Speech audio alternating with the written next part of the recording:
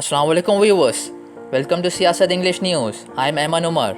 Telangana State Education Minister Sabita Indra Reddy visited the Mehboobiya Girls School located in Bashirbagh and inspected the sanitization drive undertaken in the school. Board of Intermediate Secretary Syed Umar Jalil and Commissioner of School Education Dev Sena were also present with the Education Minister. Speaking to media personnel, Sabita Indra Reddy said that all the safety arrangements have been completed for the opening of all the educational institutions from 1st of September. She assured the parents and the guardians of the children that the state government had taken all the preventive measures to keep the students safe from the COVID-19. She added that all the educational institutions have been sanitized, face masks will be provided to the students, and social distancing among the students will be maintained in the classrooms.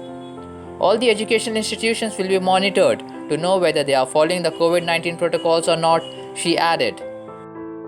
The Telangana Rashtriya Samiti MLA Venkatramana Reddy has criticized the state BJP president Bandi Sanjay's Sangram Yatra. Reddy said that this yatra cannot solve the people's issue and is clearly an exercise to blame the TRS government and use it for political purpose. Speaking to the media, Venkatramana Reddy said if the BJP wants to undertake yatra, they should do so in Delhi against the Narendra Modi government's anti-people policies due to which the country is facing price rise and other issues. Bandi Sanjay must undertake yatra in Delhi to obtain proper share in the funds for Telangana and must protect against the central government's injustice against the state.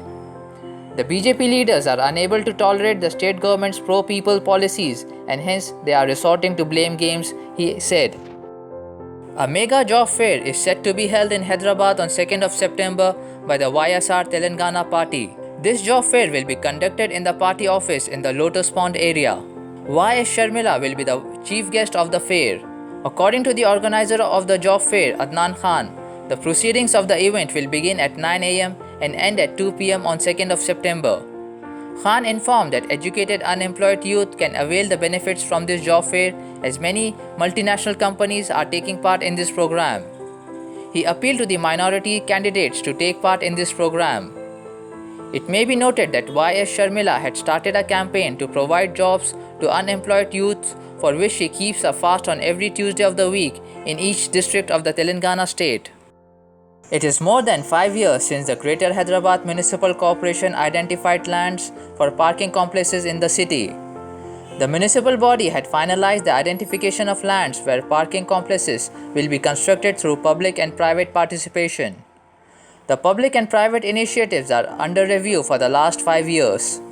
The GHMC is taking interest afresh to implement the project in 2 locations in the city.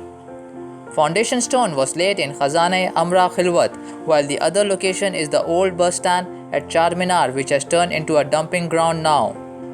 The total land at Khilwat is 5,912 square yards and the land at the old bus stand is 4,033 square yards. Some private companies are given the responsibility to review the construction work of the parking complexes. It is expected that the traffic woes in the city can be ended once the parking complexes are ready. A Muslim scrap dealer was allegedly threatened and forced to chant Jai Shri Ram by 2 men at a village in Madhya Pradesh, Ujjain district, following which the police have arrested the accused duo. The incident occurred on Saturday and 2 purported videos of it have gone viral on social media.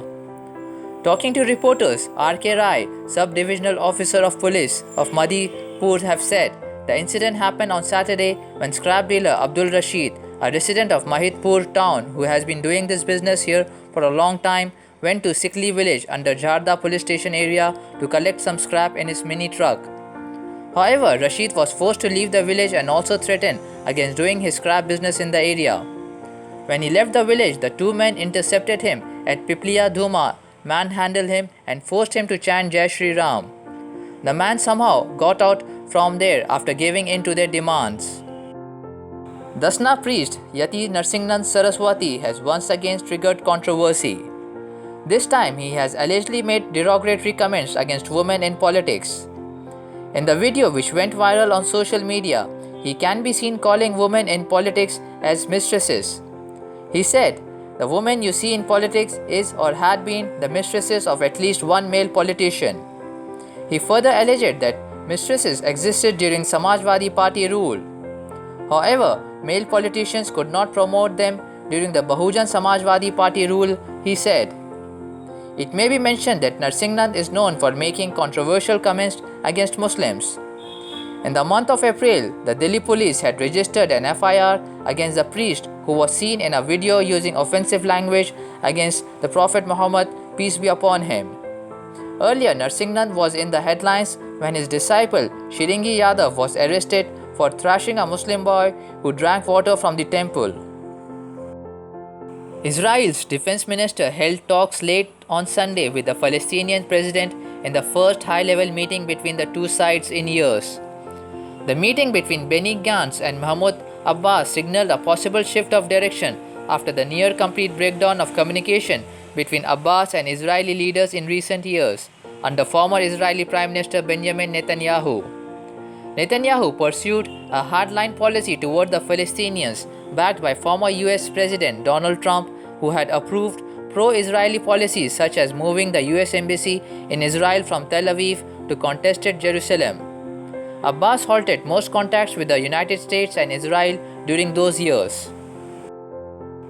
Indian shooter Avani Lekhara created history by winning the gold medal at Asaka shooting range in the women's R2 10-meter air rifle standing event on Monday. The 19-year-old became the first woman from India to win a Paralympics gold medal. Avani finished with a Paralympic record and in the process equaled the world record with 249.6 points. China's Qiuping Zhang grabbed silver by scoring 248.9 points, while Ukraine's Irina Shetnik won the bronze. An Afghan official says 3 children were killed in a drone strike that United States officials said struck a vehicle carrying Islamic State suicide bombers. The official spoke on condition of anonymity out of security concerns. US officials said the vehicle was carrying explosives and that the initial strike on Sunday set off secondary explosions. The American officials said the bombers plan to attack Kabul's international airport, where a massive airlift is still underway ahead of a Tuesday deadline for the withdrawal of United States forces. That's it for today. Thank you, viewers.